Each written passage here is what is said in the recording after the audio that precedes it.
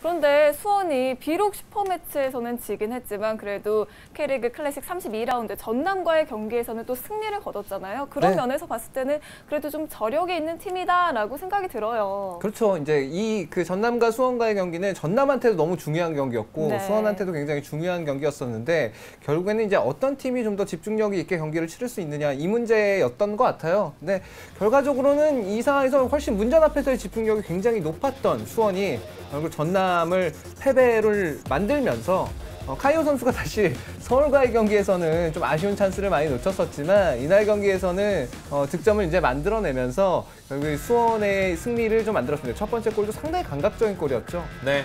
지금 염기훈 선수가 완전히 만들어주고 카이오 선수가 빗 맞아서 골이 된 듯한 느낌이 들었어요. 여하튼 득점을 하는 장면이 있었습니다.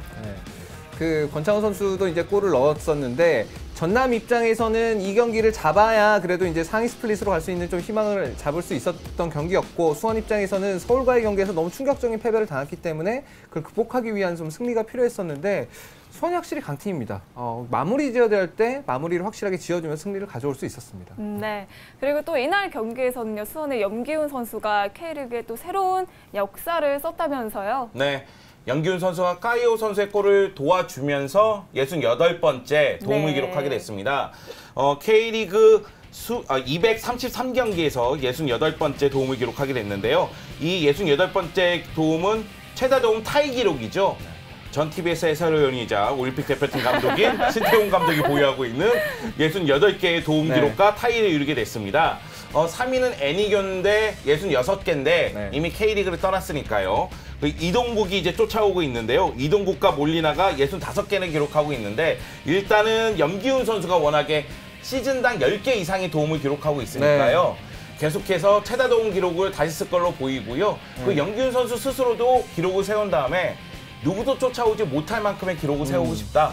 계속해서 최다 도움 기록을 새로 쓰겠다 하는 다짐을 하는 장면을 보여줬습니다. 네. 그런데 이 반면 수원에게 진 전남 같은 경우에는요. 상위 스플릿 진출이 어렵게 됐습니다. 초반에는 전남의 기세가 상당히 좋았었는데 후반으로 갈수록 이렇게 좀 기력이 떨어지는 이유 뭐가 있을까요? 우리가 이제 지난 시즌에도 그랬었고 전남 경기를 보게 되면은 전반기에는 상당히 성적이 좋아요. 그래서 사실 아침에 나갈 수 있을 만한 그런 순위를 올릴 정도로 상당히 기세가 좋다가 후반기 되면 이제 팀이 떨어지기 시작하는데 이게 보면은 주축 선수들 중에 이제 노장 선수들이 좀 있습니다. 이런 선수들의 체력적인 문제를 들 수가 있겠고 그리고 이번 시즌 후반기 특히 문제는 사실 이종호 선수라든가 아니면 오르샤 그다음에 안용호 선수 특히 지난 시즌 굉장히 좋았었는데 이번 시즌에는 지난 시즌만큼 그렇게 좋지는 못하고요. 그다음에 오르샤 선수도 전반기에는 레오나르도냐 아니면 오르샤냐 리그 최고의 에이스가 누구냐 이런 얘기를 들을 정도로 잘해줬었는데 이 선수도 지금 후반기 되면서 가라앉기 시작했습니다. 결국 팀 전체가 전체적으로 시즌을 크게 봤을 때 이끌어 나갈 만한 능력이나 혹은 그런 플랜이 아직 안 돼 있다라고 보시면 될 것 같고요. 그래서 후반기에 결국 어려운 상황들을 극복할 수는 없는 그런 문제들이 좀 나온 것 같습니다. 네, 전남이 이러한 문제로 인해서 상위 스플릿 진출이 어렵게 된 가운데 상위 스플릿 마지막 한 자리는 바로 인천과 제주의 대결로 압축이 됐죠. 네, 제주 같은 경우에는 부산을 상대했는데요. 까랑가 선수가 또다시 2골을 넣으면서 부산에게 2대0으로 승리를 거뒀습니다. 까랑가 선수 같은 경우에는 후반 5분 윤빛가람의 코너킥 상황에서 정확하게 헤딩슛으로 연결하면서 선제골을 기록했거든요. 이 골로 분위기 자체를 완전히 가져오는 데 성공한 제주였어요.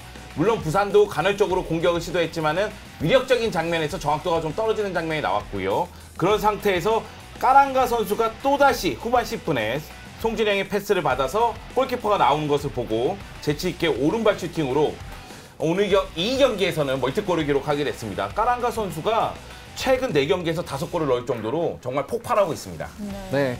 한편 인천과 울산의 경기에서는 사실 저는 이 경기를 인천이 그래도 무승부이상은 가져가지 않을까 예상을 했었는데 경기 마지막에 김진욱 선수가 이제 굉장히 좋은 활약을 펼치면서 승리를 울산이 가져갔습니다.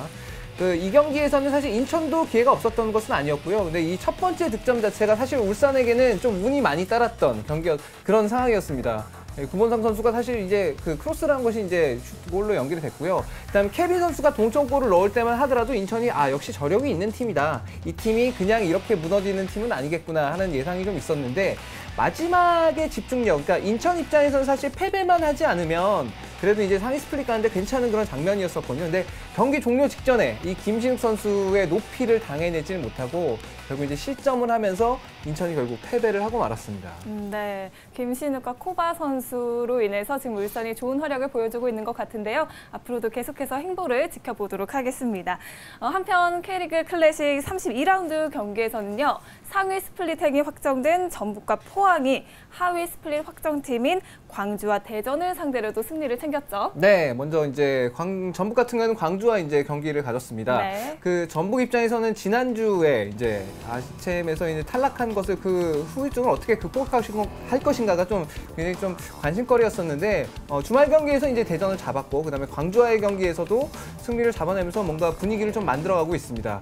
하지만 이제 첫 번째 득점자는 바로 이 광주의 김호남 선수였는데 김호남 선수가 최근 아주 대단합니다. 네, 최근 한 5경기 동안 3골을 넣고 있는 것 같은데 엄청난 득점 행진을 하고 있고 그런 반면에 전북에는 이동국 선수가 역시 있었습니다. 이동국 선수가 아침 경기도 그렇고 조금 리그에서 좀 힘이 떨어진 것이 아니냐 이런 얘기가 있었는데 대전과의 경기도 그렇고요. 이날 경기에서도 그렇고 이동국 선수 혼자서 2골을 다 만들어내면서 결국에는 이 경기를 승리로 가져갑니다. 네, 전북이 확실히 강팀이라는 걸 좀 증명한 그런 경기가 되었습니다. 네, 포항 같은 경우에는 대전 원정 경기를 치렀는데요. 상당히 어려운 경기를 펼쳤습니다.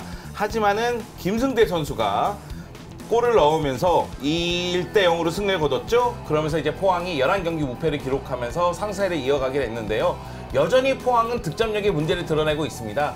그럼에도 김승대 선수가 득점포로 가동했다는 사실은 희소식일 수밖에 없고요. 그리고 수비 라인이 안정감을 유지하고 있기 때문에 11경기 무패가 가능했거든요. 지금의 수비력을 유지한 상태에서 득점력을 어떻게 높일 것이냐, 이것이 포항 황선홍 감독의 고민입니다. 네. 지난 라운드를 거치면서 이 제주와 전남 그리고 인천을 제외하면요 모두 상하이 스플릿이 나뉜 상태인데요. 그런데 이 K리그 챌린지에서는요 또 다음 시즌 승격을 두고 리그 1, 2위 팀인 상주와 대구의 대결이 있었습니다. 정말 팽팽할 거다라고 생각했던 거와는 다르게 대구가 압승을 거뒀죠. 네, 그 대구하고 이제 상주와의 경기인데, 근데 이 군 팀을 보면은 이게 항상 이렇게 일관된 상황들이 있어요. 뭐 예전에 이제 안산 경찰청도 그렇고 상주도 그렇고요. 보면은 전반기에는 기세가 굉장히 좋습니다. 네. 10월쯤이 되면은 10월 가까이 오면은 이제 제대할 선수들이 이제 생겨나면서부터 그 선수들이 이제 빠져나가고 그다음에 제대할 선수들이 사실 경기력에서 이제 다른 쪽으로 좀 생각이 있는 거 동기부여 측면에서 좀 약하다 보니까 네. 그런 면에서 이제 좀 팀이 좀 떨어지기 시작을 하거든요. 그러니까 이날 대구와 그다음에 상주와의 경기도 전형적으로 보면은 그런 것이 드러난 경기가 아니었나. 특히 대구가 최근의 기세가 상당히 좀 무서운데요.